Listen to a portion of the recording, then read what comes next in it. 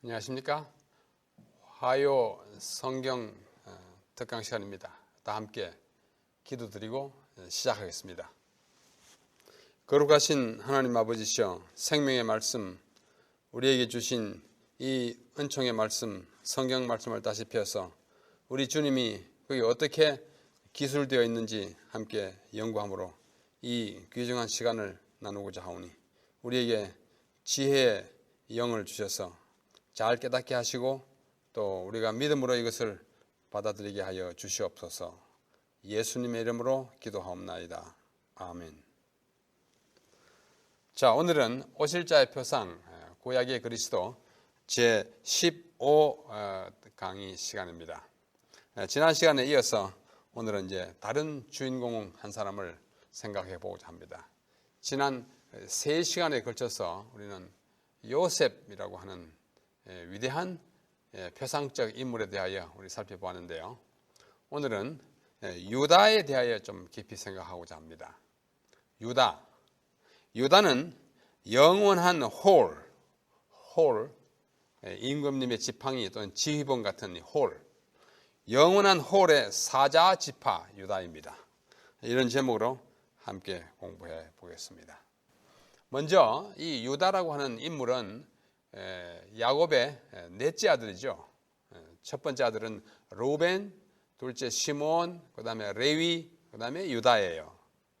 그 다음에 이사갈, 스불론 뭐 이렇게 내려갑니다만은 넷째 아들이 태어났을 때에 그의 이름을 유다라 했습니다. 12아들 중에 이 넷째 아들인데, 이 넷째 아들이 우리 주님의 족보상의 직계 조상이 됩니다. 그래서 특별한 의미를 지닌 한 지파로 등장하는 것입니다. 그의 생애에 나타난 몇 가지 중대한 사건은 바로 우리 주님이 어떤 분이실 것을 우리에게 가르쳐주는, 이렇게 가르쳐 보이는 화살표 역할을 합니다.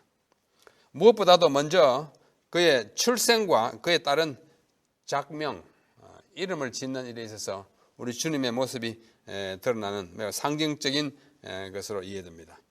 그의 어머니는 레아입니다. 아버지는 물론 야곱이고요.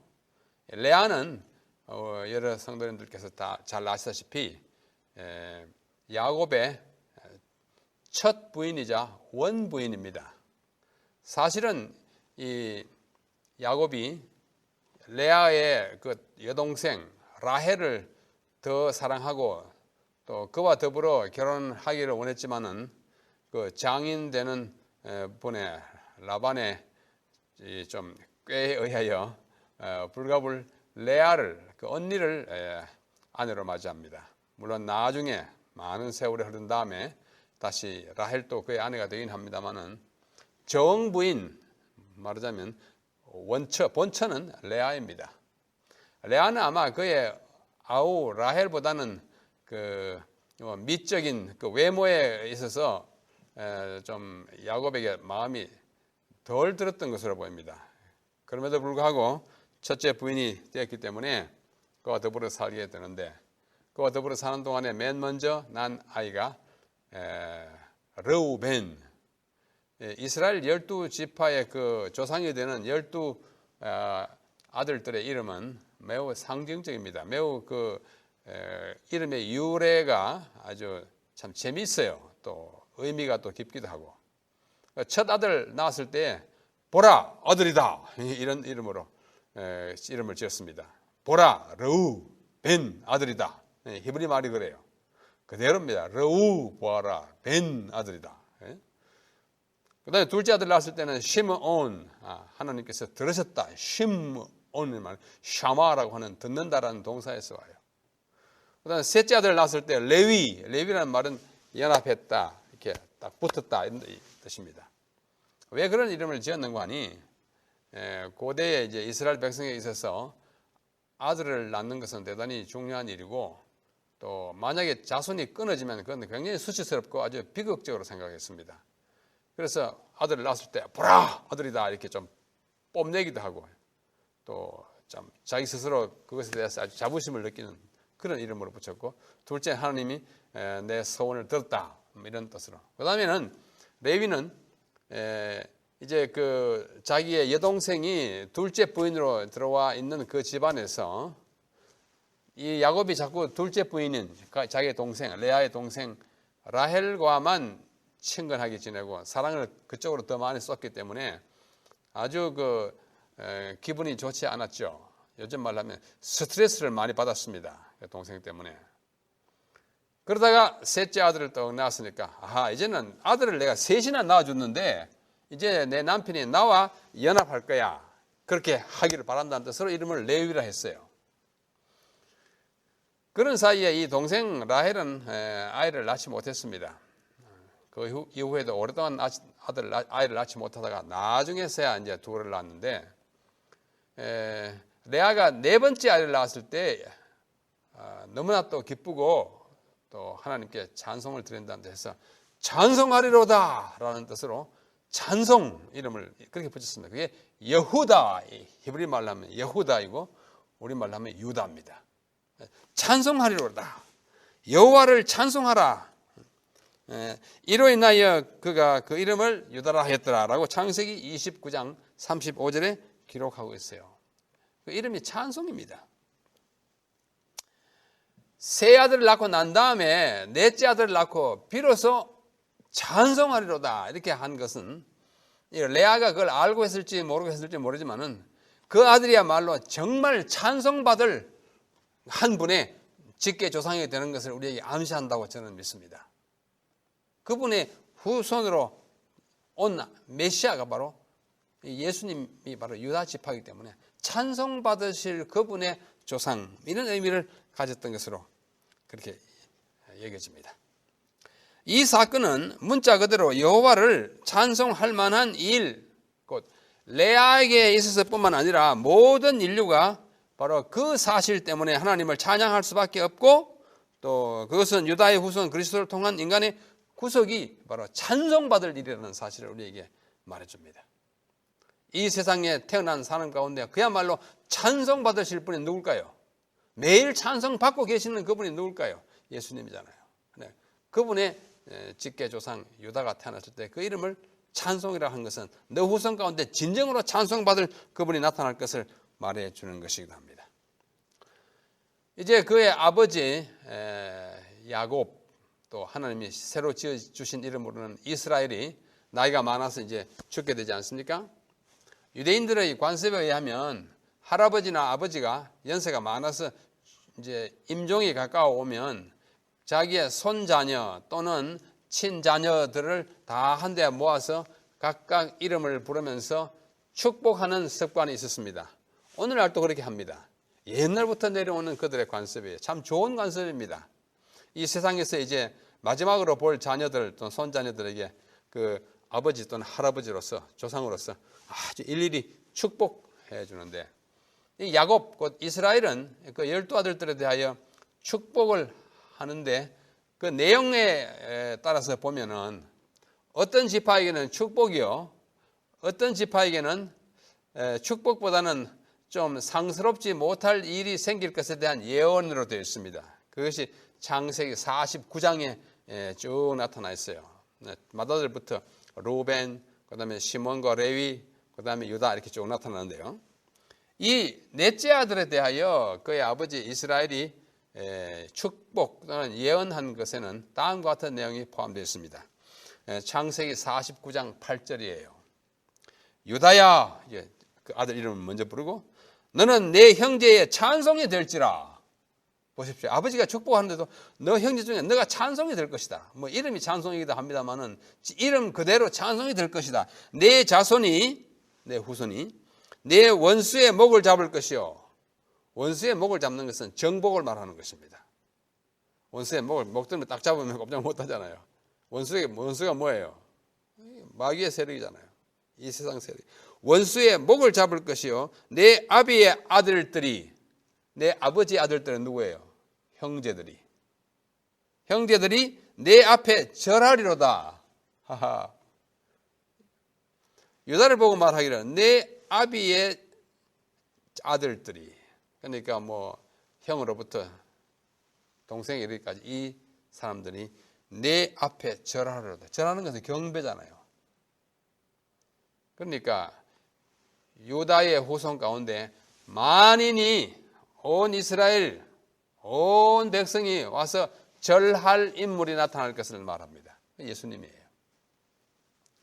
유다 가문으로 말미암아 이 세상에 오신 구주 예수 그리스도는 이 이스라엘 야곱이 예언한 그대로 온 백성의 찬송이 되었고, 오늘날도 그분의 탄생을 기념하는 크리스마스 되면 우리가 다 찬송 드리세 하고 그분에게 찬송하지 않습니까?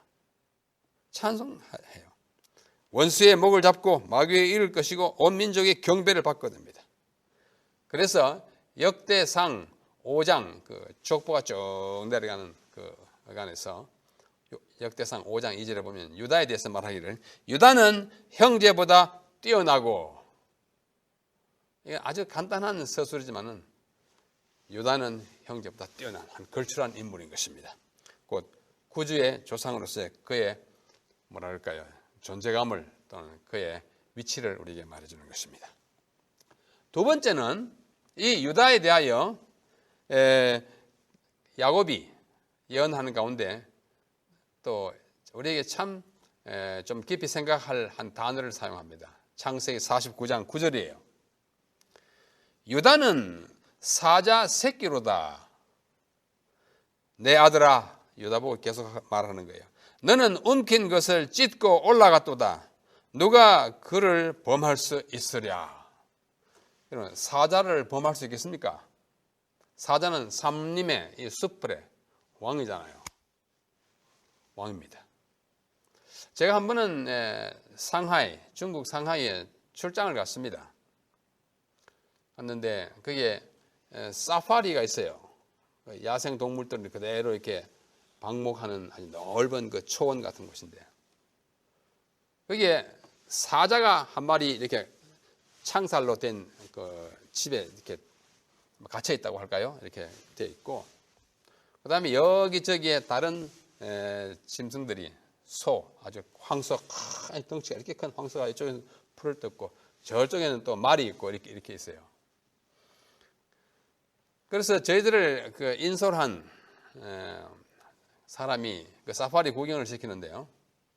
이렇게 사파리를 이렇게 내려다 볼 수 있는 그 브릿지, 이 다리 같은 데로 이렇게 올라가서 이렇게 관망을 하고 있습니다. 그런데 이 이제 집차를 그 안에 사파리 안에서 이제 방벽이 잘 되어 있는 집차, 어떤 짐승도 그 쳐들어갈 수 없는 이렇게 살창으로 되어 있는 그 집차를 타고 가서 그 사자가 들어있는 그 우리 가까이 가서 문을 이렇게 열어줘요. 물론 전기로 다 하는 것이죠. 그러니까 사자가 딱 나와가지고는 그 넓은 사파리를 한번 쫙 훑어보더니 갑자기 자세를 딱 이렇게 고정시키더니 한쪽을 향해 쫙 보는 것입니다. 제일 공격하기에 할 만한 대상을 하나 찾는데 바로 우리가 있는 곳에서 아주 가까운 곳에 저기 보이는 황소, 덩치가 이렇게 굉장히 큰 황소를 보고는 딱 이렇게 자세를 취하더니 그 열린 문을 통과해가지고 쫙 달려와요. 굉장히 빨리 달려와요. 그렇게 빨리 달려오는 사이에 또 이 황소는 아직도 눈치를 못 채고 유유히 풀을 뜯어먹고 있습니다. 그러더니 한 50m쯤 가까이 와가지고는 일단 사자가 딱 한 번 더 서더라고요. 서가지고 한 번 더 목표물을 확인한 다음에 그때부터는 우리가 뭐 마라톤 할 때 맨 마지막 얼마 동안 전력 질주하듯이 막 달려가더니 그런 사이에 황소가 사자를 늦게 의식하게 됐어요. 누가 나를 공격하러 오는 거야. 딱 돌아보더니 뭐예요? 삼림의 왕 사자가 막 쫓아오니까 그 큰 황소가 바짝 얼어가지고 꼼짝도 못하고 가만히 있더니 막 달려가지고 딱 그 큰 황소의 등을 사자가 막 물더라고요. 그러니까 황소는 꼼짝도 못하고 당해가지고 마치 막 질질 끌리고 참 비참한 모습을 보게 됐는데, 그렇게 큰 황소, 덩치로 말하면 이 사자보다 황소가 훨씬 더 큽니다.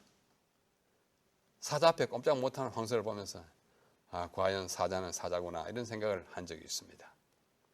물론 좀 이 맹수가 돼가지고 정말 이 초식 동물이고 또 사람에게 잘 순치된 황소가 뭐 어떻게 당하겠습니까마는 사자는 그런 용맹과 여기 있는 바와 같이 누가 그를 범할 수 있으랴. 감히 범할 수 없는 존재가 사자예요.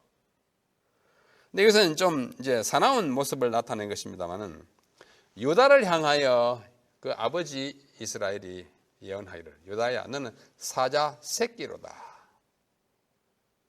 앞으로 너한테서 진짜 사자가 나타날 텐데 이 세상에 그 어떤 원수나 어떤 세력도 대항할 수 없는 위대한 사자 예수님이에요. 예수님이 이렇게 난폭하지는 않습니다만 힘으로 보면 그렇어요. 아무도 대적할 수 없어요. 마귀도 뭐 해봤자 별 수 없어요. 그런 사자를 내 후손으로 가져올 너는 조상이지만도 너는 사자 새끼예요. 앞으로 이 사자 새끼가 그야말로 사자를 낳고 이렇게 나중에 진짜 사자가 오시는데 그분이 우리 주님을 나타내는 것입니다.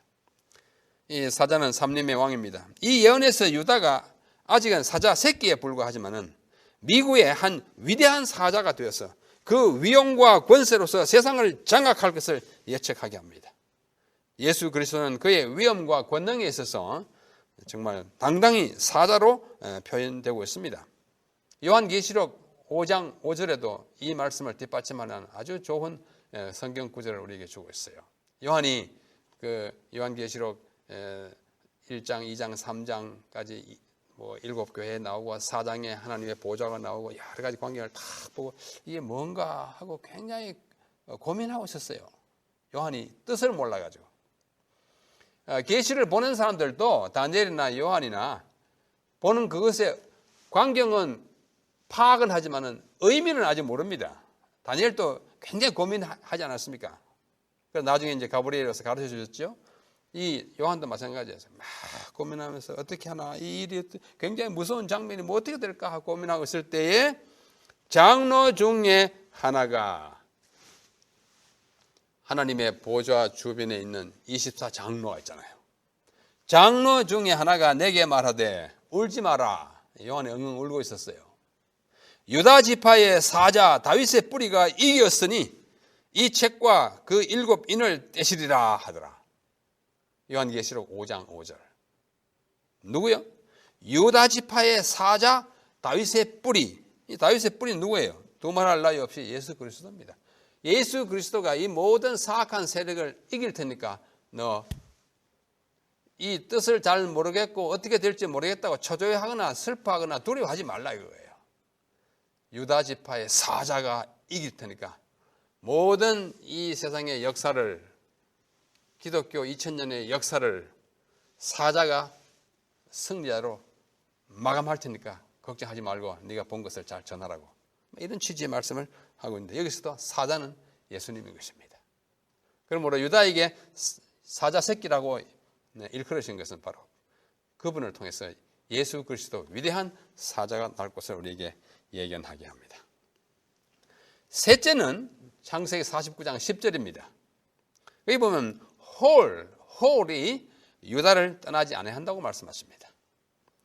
성경 말씀 창세기 49장 10절 읽습니다. 홀이 유다를 떠나지 아니하며 칠이자의 지팡이가 그 발 사이에서 떠나지 아니하기를 실로가 오시기까지 미치리니 그에게 모든 백성이 복종하리로다.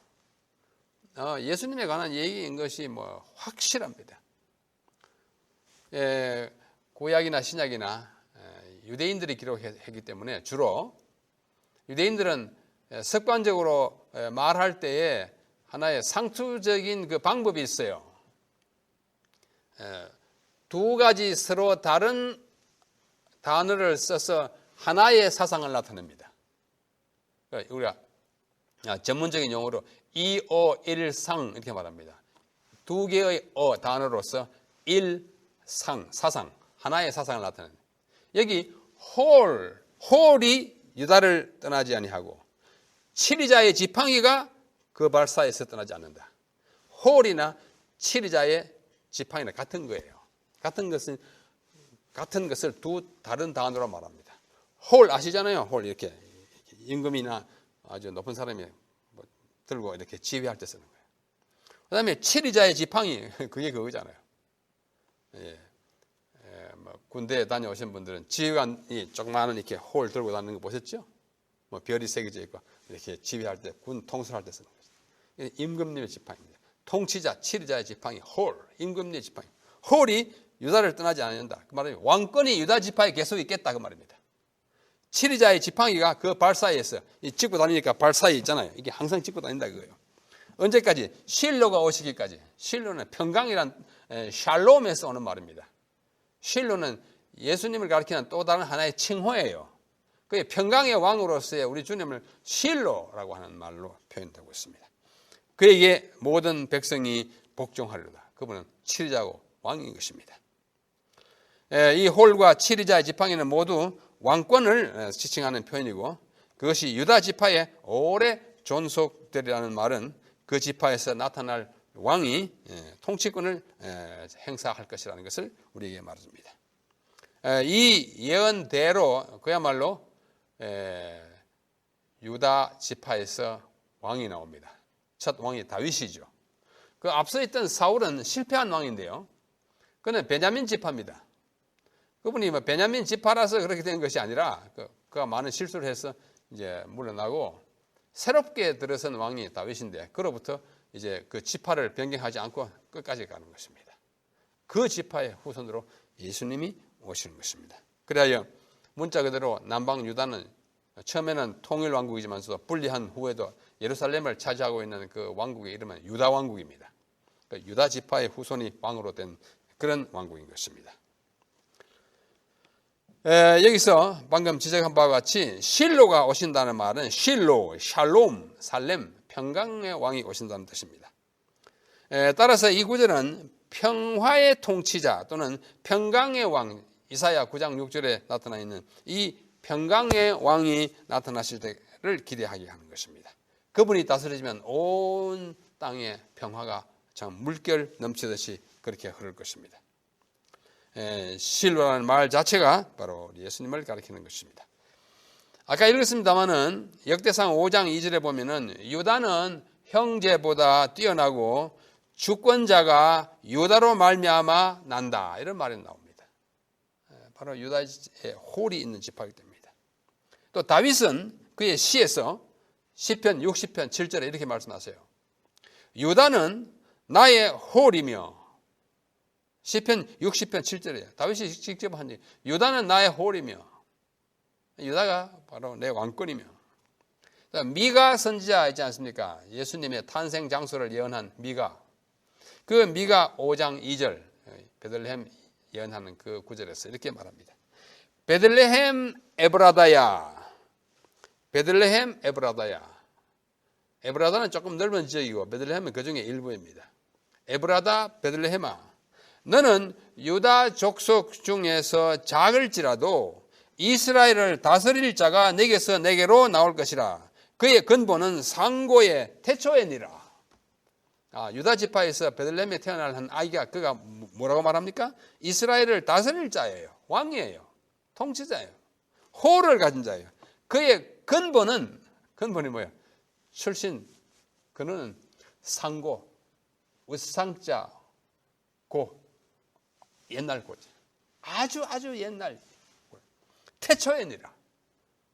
비록 유다 지파의 한 아기로 태어나지만 베들레헴에 그의 근본을 말하면 원래 영원부터 있는 하나님이시다, 또는 하나님 아들이시다 이런 뜻으로 말씀하고 있습니다. 이 모두가 왕 되시는 그리스도께서 유다 지파를 통하여 탄생할 것을 우리에게 말씀해 주고 있습니다. 그 다음은 창세기 49장 11절 또 참 중요한 사항이에요. 이스라엘 곧 야곱이 유다에 대하여 예언한 말씀 가운데요. 아주 특이한 부분은 이 부분입니다. 한번 들어보십시오. 49장 11절 그의 나귀를 포도나무에 매며 그러니까 나귀를 타고 나귀를 포도나무에 매며 또 그 옷을 포도주에 빨며 그 복장을 포도즙에 빨리로다. 방금 말씀드린 대로 2-5-1상이에요. 자, 그 옷을 포도주에 빨며 그 복장을 포도즙에 빨리로다. 그게 그거예요. 옷이나 복장이나 포도주의 바나 포도즙에 빠는 거 똑같은 거잖아요. 단어만 조금 바꿔서 같은 사상을 두 번 말함으로써 더 강조, 확실하게 하는 것입니다. 성경에서 포도주 또는 포도즙은 자주 그리스도의 피를 상징하는 데 쓰입니다. 특히 최후의 만찬 때에, 마지막 6월절 최후의 만찬 때에 나눠주신, 예수님이 제자들에게 나눠주신 포도즙은 바로 그분께서 우리의 죄를 대속하시기 위하여 십자가에 흘리실 언약의 피를 예표하는 것이었습니다. 우리가 너무나 잘 아는 마태복음 26장 27절 28절에 이런 말씀이 나옵니다. 마지막 만찬 때이죠. 또 잔을 가지사 사례하시고 저희에게 주심에 가라사대 너희가 다 이것을 마시라. 이것은 죄 사함을 얻게 하려고 많은 사람을 위하여 흘리는 바 나의 피 곧 언약의 피니라. 포도즙을 한 잔씩 다 주시면 이게 바로 내가 만을 위해서 흘리는 피 곧 언약의 피다. 피로 알고 마시라는 거예요. 포도주는 예수님의 피의 상. 우리가 오늘 성만찬 예식할 때도 예수님의 피를 기념하는 그 음료가 아닙니까? 그러므로 그 옷을 포도주에 빨며 앞에 창세기 49장 11절에서 그 복장을 포도즙에 빤다라는 표현은 옷을 포도주에 빨면 어떻게 돼요? 옷이 전부 빨게 되잖아요. 그 복장을 포도즙에 빨면 붉게 물들어지잖아요. 이것은 전신에 피를 흘리거나 피로 물들인 것을 직접적으로 묘사한 것입니다.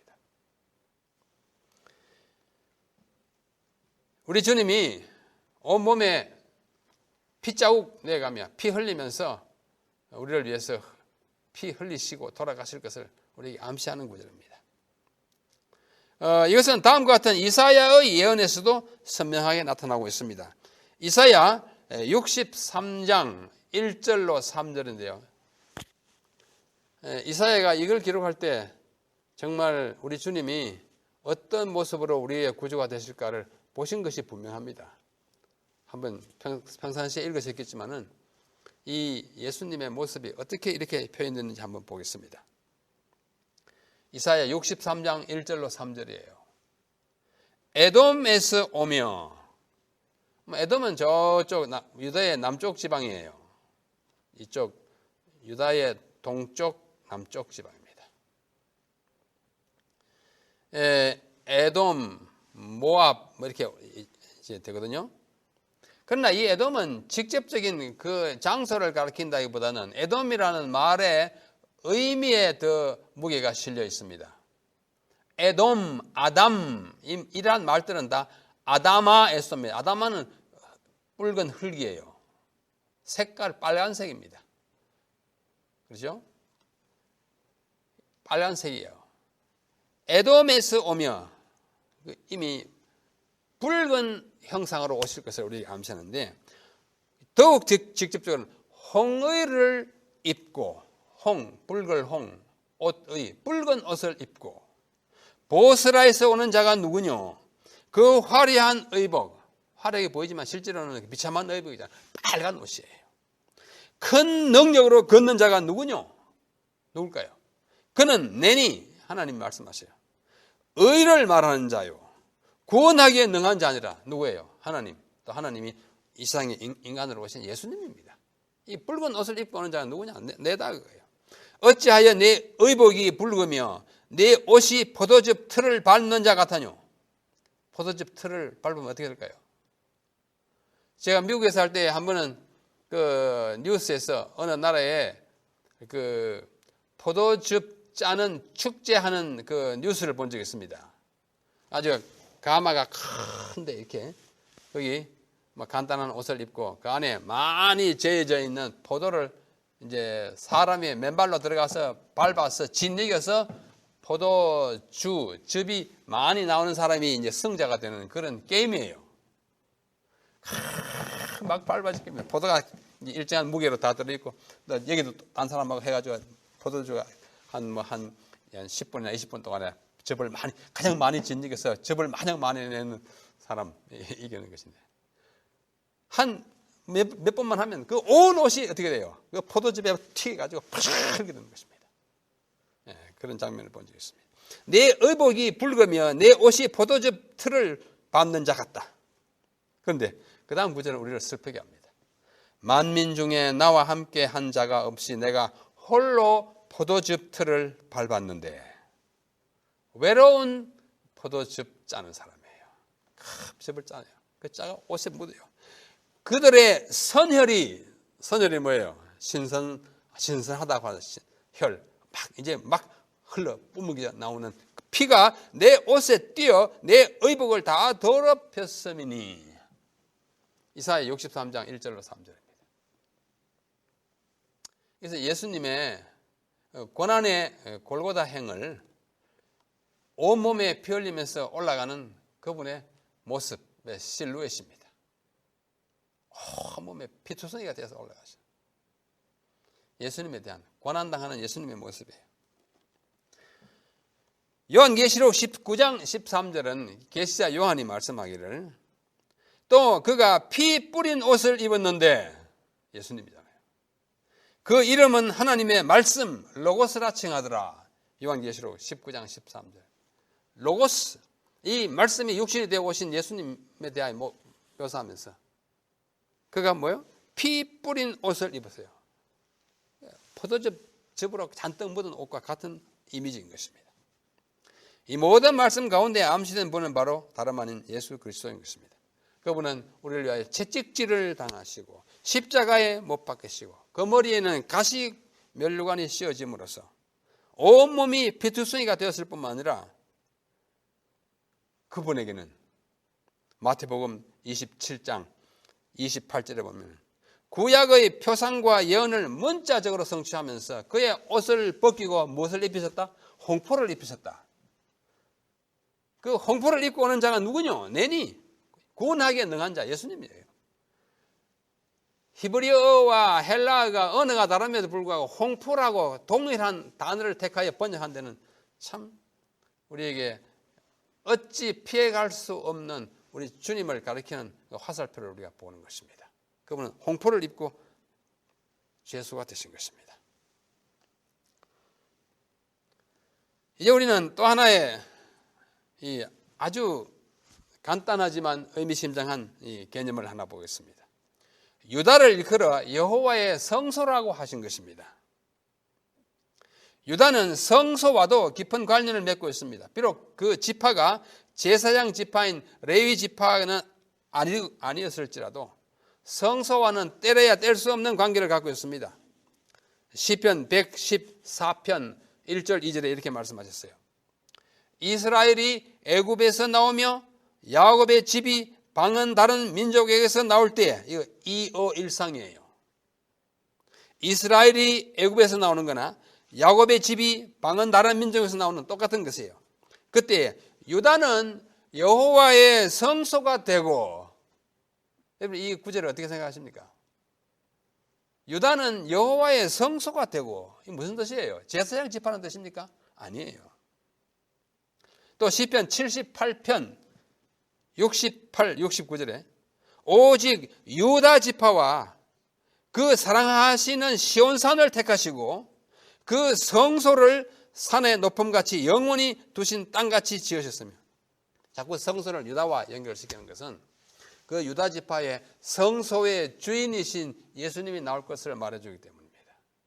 유다가 제사장 지파 아니에요. 왕 지파잖아요. 유다의 성소를 지으시고 유다를 성소라고 일컬으신 것은 성소의 주인 되시고 성소의 실체 되시는 그리스도께서 유다 지파에서 나실 것이기 때문입니다. 또 성소를 지을 때에 모세 시대에 각종 기물을 제작하는 기술자로 지명된 아주 정교한 그 세공하는 사람이 있습니다. 그 사람이 부살렐인데, 부살렐은 바로 유다 지파 출신이었습니다. 출애굽기 31장 1절로 5절에 자세히 나타났어요. 왜냐하면 성소의 모든 기물이 지금 누구를 가리키는 거 아니? 앞으로 공부할 기회가 있는지 모르겠습니다. 예수 그리스도를 가리키는데, 그 가리키는 모든 것들을 만드는 분이 유다 지파예요. 유다 지파에 바로 예수님이 나올 것이기 때문입니다. 또 이스라엘 백성이 광야에서 성소를 중심으로 행진을 계속하지 않습니까?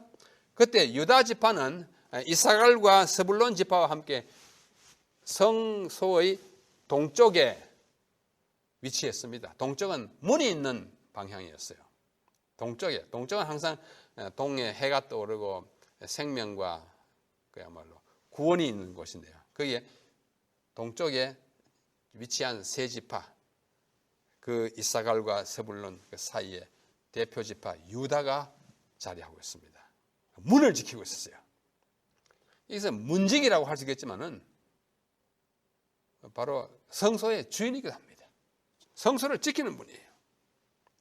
또 에덴 동산 동편에 우리 앞에서 보았습니다. 그룹 들고 화염금, 두루 도는 화염금을 뒀는데 에덴 동산 동편에, 동편이 바로 뭐가 있는 곳이에요? 구원이 있는 곳입니다. 성소였어요. 동쪽은 아주 그런 의미가 중요한데 그 동쪽을 지키는 지파가 유다 지파였습니다. 유다가 대표인 동쪽의 세 지파는 그 진기가 있습니다. 진기가 4개 있어요. 동쪽에, 남쪽에, 서쪽에, 북쪽에 진기가, 이 진기는 세 지파를 대표합니다. 동쪽 세 지파를 대표하는 유다 진기는 사자가 그려져 있었습니다. 남쪽에 있는 이 루벤 지파는 다른 두 지파와 함께 진기를 하나 갖추는데 그 진기는 사람이 얼굴이 그려져 있었고, 서쪽에는 에브라임 지파가 이 므낫세와 베냐민 두 지파를 거느리면서 지파의 기가 있었는데 그 기는 소 얼굴을 가지고 있습니다. 북쪽에는 단 지파가 진 기를 가지고 있었어요. 다른 두 지파와 함께. 그 단에는 독수리가 그려져 있었어요. 근데 이 유다가 대표인 동쪽 지파에는 사자가 그렸어요. 유다는 사자 새끼잖아요. 사자가 왕이잖아요. 이 모든 것들은 매우 상징적이고, 이 유다가 선두에 늘섰습니다. 이스라엘 백성이 다 따라왔습니다. 사자를 보고 유다가 넷째 지파지만 선두에 갔어요. 성경의 표현은 민수기 10장 14절에 보면 그 수두에, 머리 숫자 머리두에, 요즘 말로 하면 선두에 서서 이스라엘의 나머지 지파들을 인솔하고 지휘했습니다. 이러한 유다는 혈통적으로 또는 족보상으로 그리스도의 선조가 되었을 뿐만 아니라 위대한 사자를 기대하게 하는 예표의 사자 새끼라 불리기에 적합한 존재였습니다. 여기 히브리서 7장 14절 이렇게 말씀하셨습니다. 우리 주께서 유다로 쫓아나신 것이 분명하도다. 왕지파이고 사자지파인 예수님이 바로 이 지파에서 오실 것을 일찍이 유다로부터 그 이름이 그가 한 모든 그에 대하여 한 예언이 우리 주님을 가리키고 있다는 점에 있어서 유다는 위대한 오실 자의 표상입니다. 우리 유다의 일생에 대한 그 행적을 성경에서 읽을 때마다 이분이 바로 우리 주님을 가리키는 또 하나의 정말 위대한 표상적 인물이었구나를 깨닫게 되는 우리 모두가 되기를 바랍니다. 우리 성경 말씀을 항상 자세히 읽으시고 샅샅이 읽으시는 가운데 우리가 발견하는 주님의 모습이 더욱더욱 뚜렷해짐으로써 우리의 믿음도 점점 자라가게 되는 우리 모두가 되기를 바라면서 오늘 말씀을 줄이겠습니다. 감사합니다. 안녕히 계십시오.